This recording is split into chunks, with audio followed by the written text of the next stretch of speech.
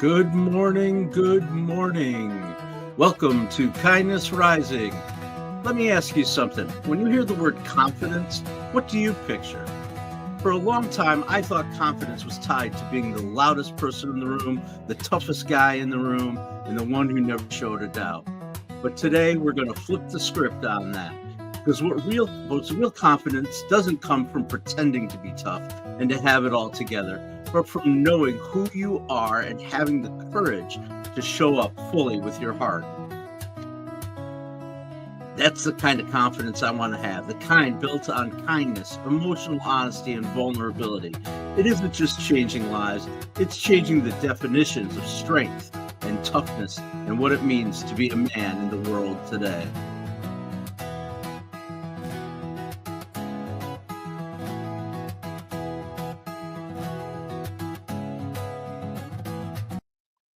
Welcome again to Kindness Rising, your morning dose of hope, humanity, and heart. Confidence isn't about dominance or control, it's about grounded self worth. When a man is truly confident, he's not trying to prove anything to anyone. He's not posturing, he's not performing, he's at ease. And because he's at ease, he can lead better, love better, work better, and show up fully as himself. But here's the problem. Society tells us that to be a man, we've got to hold it in, to be tough. Don't cry. Don't feel. That's not confidence. That's fear wearing a mask. I've experienced that mask myself. I'm not bringing it today because I left my tooth upstairs. You guys know I have a little gap in my tooth here. I got a little piece I wear, but today I left it upstairs. I'm a little tired this morning too because my kids were out until almost 2 a.m. at a concert. And of course, as a good dad, I stayed up and made sure they got home safe. So I'm running on fumes here. But guess what? I showed up just like I do every day. But like I said, uh, being tough, act.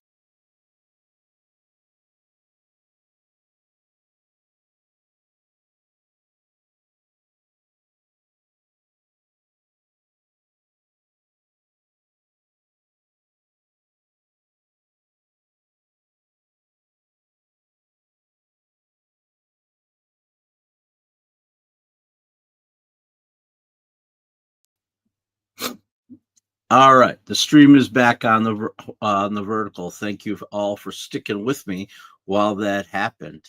But we're talking about confidence.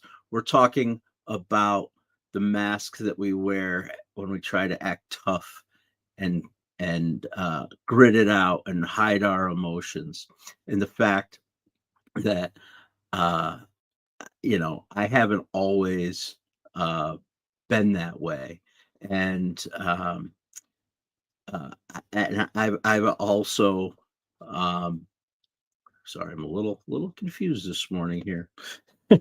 Let's do a reset, everyone. Thanks. I'm losing people. When a man is truly confident, he's not trying to prove anything, right? He's just trying to be at ease, to be himself, not wear a mask. I've worn that mask before.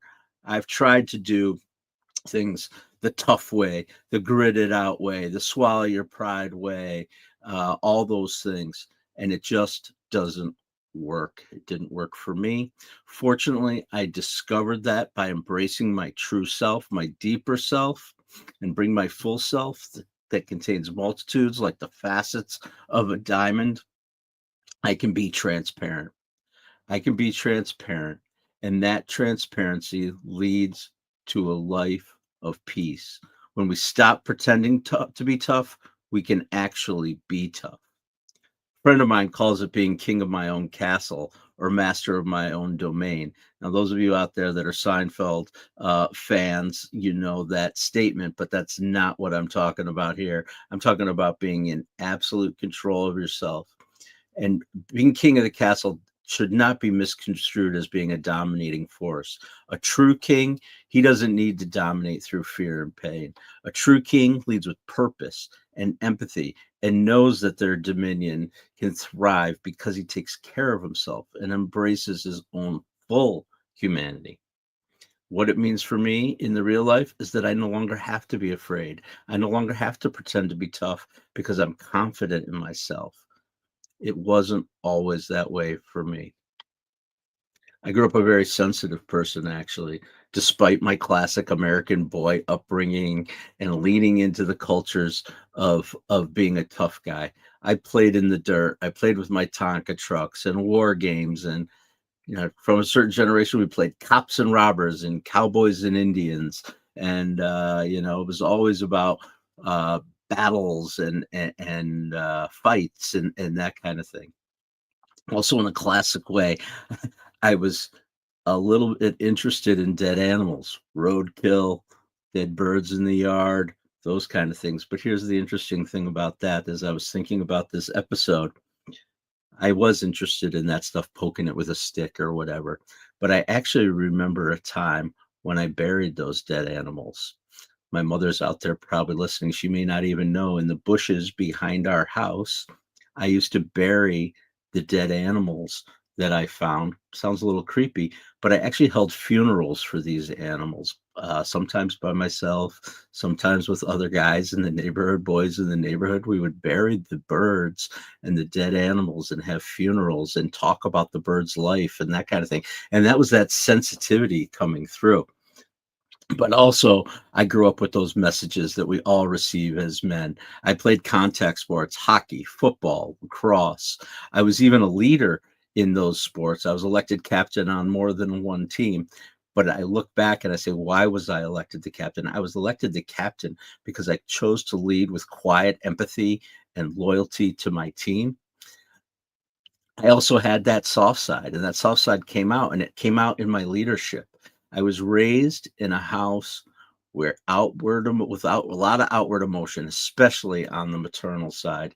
My mother's family is Italian, very passionate. There was a lot of crying and yelling and being chased with wooden spoons around my house, and there was a lot of emotion, and that was actually a good thing. I used to think it was a problem, that it made me too soft, it made me too sensitive to be so connected to those emotions, but it's actually a good thing. But as a kid, I wore my emotions on my sleeve sometimes. There was a time when I had to stand up in front of an assembly and talk about some things, and I started crying in front of the entire school.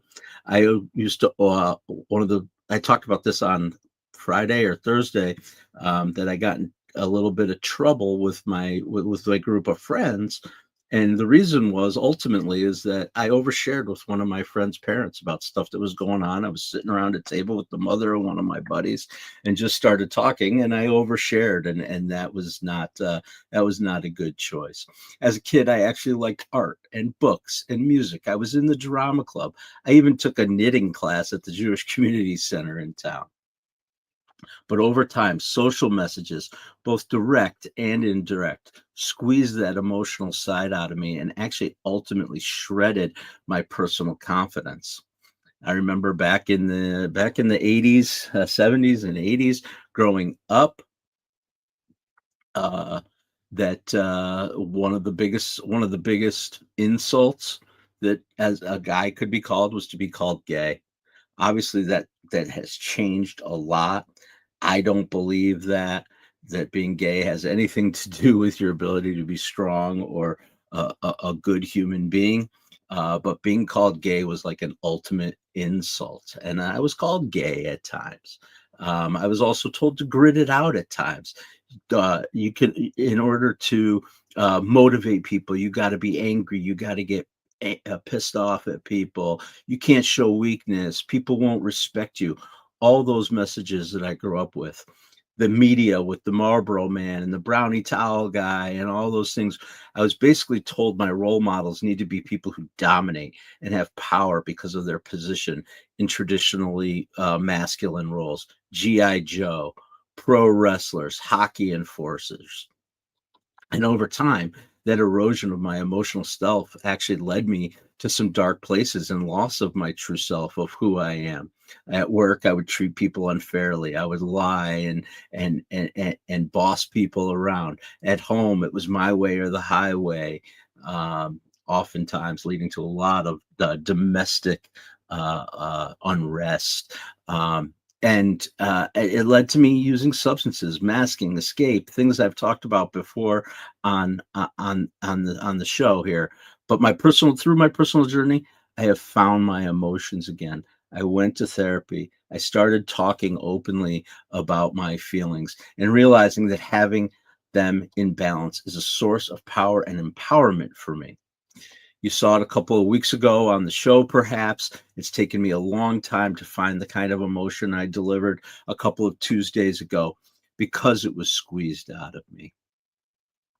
So, part of my mission here on Kindness Rising and through my Uncommon Kindness business is to try to flip that script a little bit, to talk and show the new masculinity that's going on in the world. I'm actually going to quickly share my Substack page with you all, if you'll indulge me for a second here, so I can show you exactly what I'm doing there and how I'm using that platform to try to change the definition, to show that the definition of masculinity is changing. So here, this is my Substack page. It's called Uncommon Mentality. I encourage you to subscribe if you'd like. I've been regularly contributing, but have gotten away from it as I've focused on the show. But I'm actually going to get back to it. It's called Uncommon Mentality. If it will go ahead and flip to that. Well, apparently not. But what I do on my Substack page is I talk openly, I write openly about the balance that brings that brings men's life. I see some new people in the comments. Thank you. I'm going to switch gears real quick because I promised I would get to that. Get to that sooner. I'm going to get off of my Substack. LaShawn Dinglenut, part of the Goofy Gang. Welcome, LaShawn. Singjamin Fan Puppy saying I look like Felix from Stray Kids, which I have no idea what that is, but I'm glad you're here, and I'll have to check out. I'll have to check out Stray Kids. Come here every morning, weekdays, 7:30 a.m., Monday through Friday on YouTube at Kindness Rising. Subscribe to the channel, and we'll dig in more on this stuff related to masculinity, related to kindness in general, emotions, feelings, men's mental health, and all those subjects, because we're here to multiply kindness and unlock growth for good people doing good work. And I appreciate all of you coming out. Holroyd, be driven. I see you there too. Anyway, I was talking about my Substack. My Substack is a balance of two things. One thing is I write about emotions. I write about emotional intelligence and leadership and those kind of things. The other side of that is I try to tell stories. I like to tell stories of men who are leaning into this idea of the changing definition of masculinity. I write about myself. I write about my friends. I'd be glad to write about you too if you want to tell me your story. So stay tuned to the Substack. But here's the thing. Ultimately, I'm building a life filled with confidence, not arrogance or entitlement, balanced with empathy and understanding, and using my own values as my true barometer for how I'll behave. Because through that way, I become king of my own castle. Thank you for listening.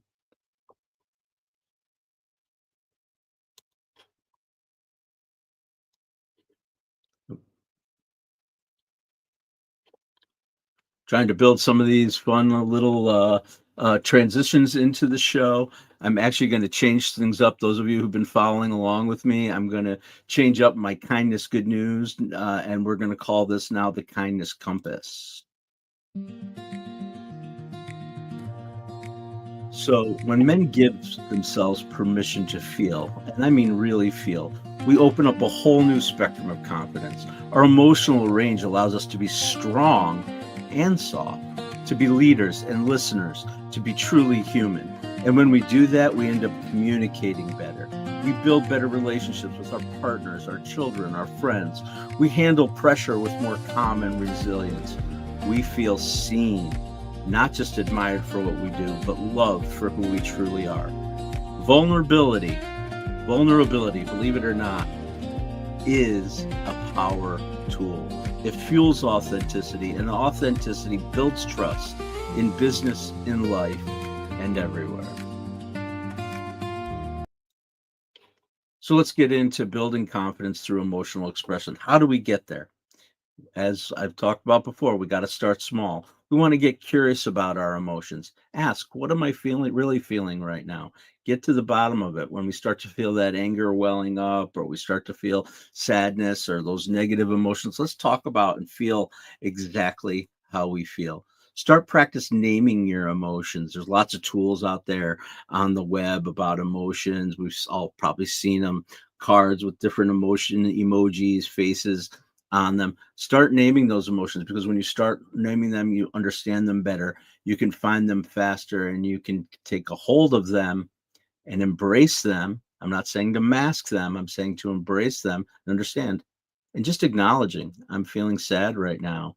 I'm feeling angry right now. I'm feeling disappointed, or I'm feeling happy. I'm feeling joy. I'm feeling uh, optimistic. All those positive emotions too. Emotions are not just the negative things. So start practice naming your emotions. Find a safe place to share those emotions. I do that in therapy. I do that with my friends. There are lots of peer groups out there forming all over the place. And actually, I'm going to talk about some of those and take some emotional risks. Speak up when you're scared. Say it. Offer help when you're unsure. Tell someone you care. You'll be surprised how well it will be received, and how people want that from us as men. They want us to care. They want us to show that we understand, that we have empathy. And as leaders in business and in our homes and everywhere we go, it will be a power tool for us. They're small acts of courage, emotional courage, and over time they become the foundation of self-trust and confidence. And then people start to have confidence in you too. So that's today's kindness compass. We're going to shift over to our kindness spotlight now. We all know, excuse me, our kindness spotlight is a time in our show when we talk about organizations, people that are out there living these themes, living these concepts that we talk about. There's some amazing organizations out there helping men do exactly what we're talking about, to embrace their emotionality, to embrace their full selves, all those facets of the diamond that really help us shine. I'm going to talk about a couple of those. Let's talk about the Mankind Project. Some of you may have heard this. It's a huge group, huge movement happening on the internet. The Mankind Project, not your average men's group. The Mankind Project is where emotional courage meets accountability in a circle of trust. It's a global nonprofit dedicated to help men leading their lives of integrity, of emotional depth, and purpose. It's been around since the 80s. It's helping create places where men can speak from the heart, examine their emotional lives, and be supported by peers without, shame or judgment. It's built around peer-led men's circles. This is the idea of a support group. Some of them meet weekly. Men are invited to be vulnerable, to listen deeply, and learn from each other, to be held accountable, with kindness towards each other. They have their signature experience. It's called the New Warrior Training Adventure. It's a weekend retreat where people go out and they do emotional breakthrough, they do physical breakthrough, and it's brotherhood building. 65,000 men have initiated the Mankind Project worldwide. There's over 1,000 men's weekly circles across continents, and they're expanding to online circles. The pandemic, we know, changed everything, and that's one thing they've done. They've really leaned into the online circles. In person is great. I love in-person groups like that. I've attended them before. I've attended AA. I've talked about that. Another place, great place to share if you're struggling with alcohol or other substances. Sharing in those circles openly, vulnerably, and listening openly, vulnerably is a key to growth. I've learned that through my experience. It's been proven. So I encourage everyone to get involved in some kind of a group or a place where they can express themselves emotionally. The other thing that Mankind Project is doing is they've leaned into a couple of marginalized populations. I hate to use that term. I don't know why I did, but I did. But they have groups that are forming around around LGBTQ men and around people of color and indigenous populations. And we're actually going to talk about that tomorrow. Tomorrow's theme is going to be mental health equity, because it's not even men of with differences.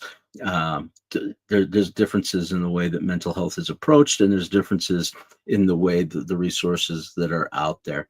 So check out mankindproject.org, search for an MK Men's Circle near you, get involved. It will lead to better emotional growth. Let's move on to a couple of real world examples. Tough outside, kind inside. Not just nonprofits, but actual people, leaders, names you might recognize. The first one I'll talk about is Jeremy Renner. You might know Jeremy Renner as Hawkeye from the Marvel series, and probably most are aware that he had a life-threatening accident, a brutal accident. He was out there trying to help people with his snowplow during a blizzard, and had a terrible accident. But he's actually become a loud advocate of kindness and being present. His strength comes from gratitude and softness, and not just his action roles and his tough guy image. Anybody ever seen the movie The Town? You'll know about that. It's actually a great movie, but Jeremy certainly plays not the kindest, softest guy in that role, but that's just his role. He's actually describing his shift towards vulnerability, his family priority, and his philanthropy through Renovation Foundation, and he's become more present, kind, and connected than probably some fans expect. Then there's Travis Kelce.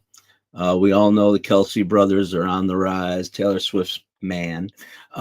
He's a beast on the football field, but off the field, he actually credits his parents with raising him to lead with kindness and humility.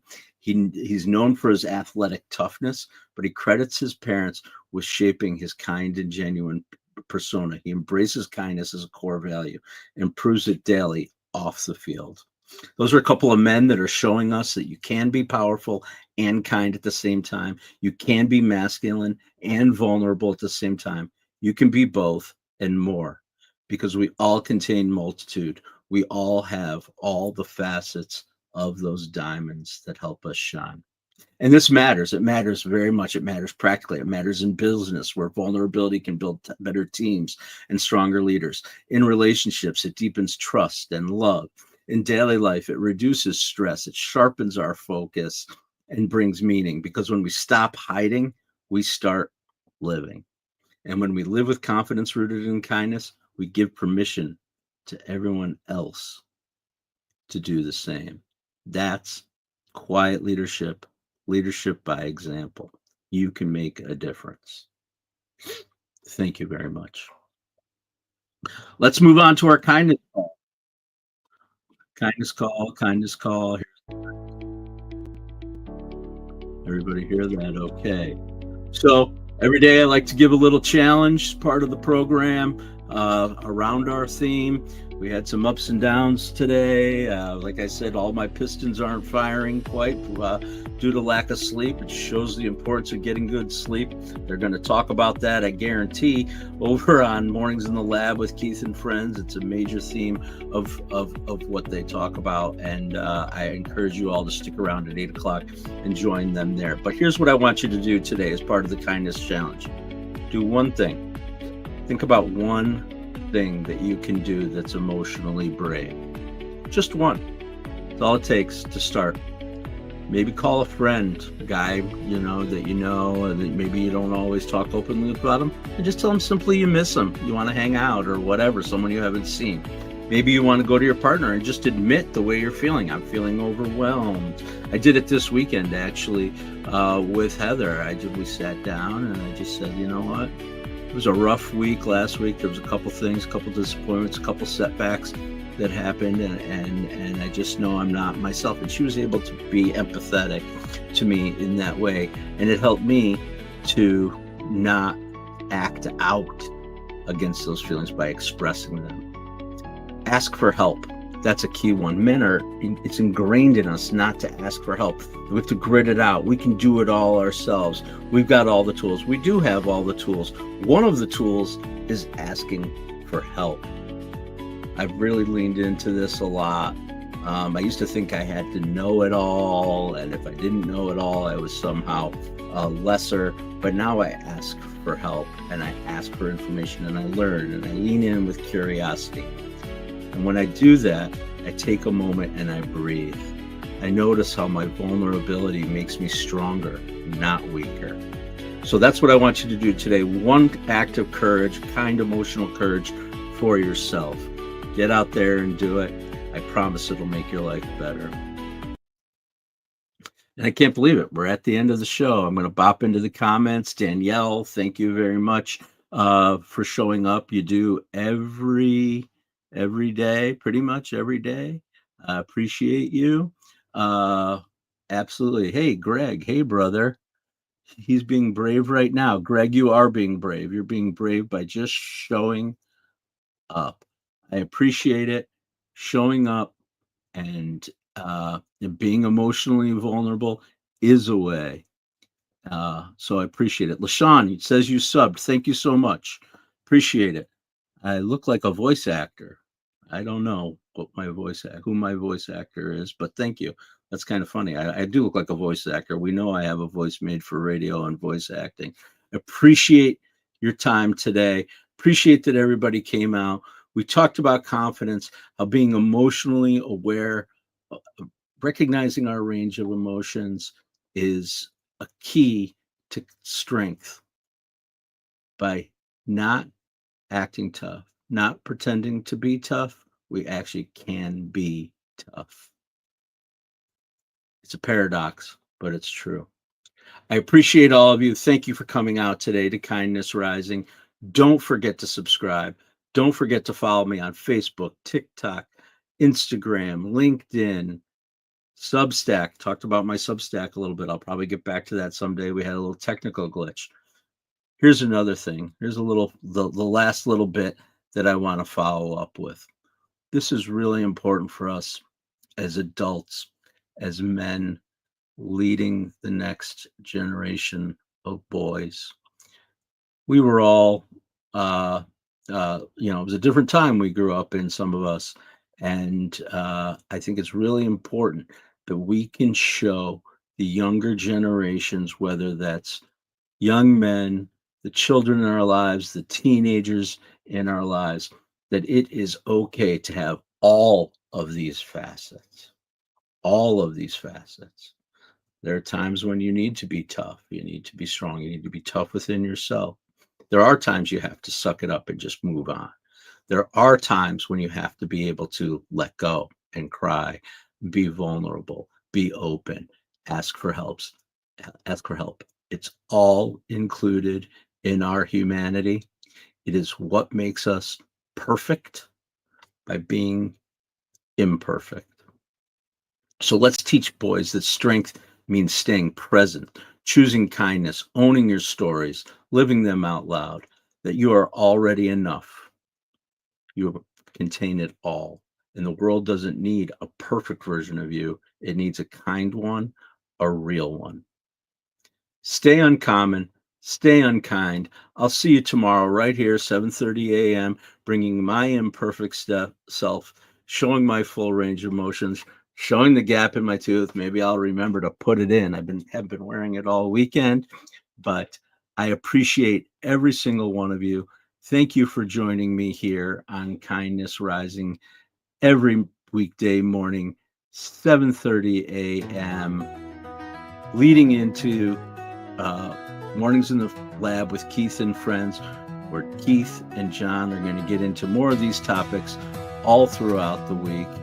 I appreciate you, I care, and I encourage you to lean into your full range of emotions. Stay uncommon and stay kind. See you real soon.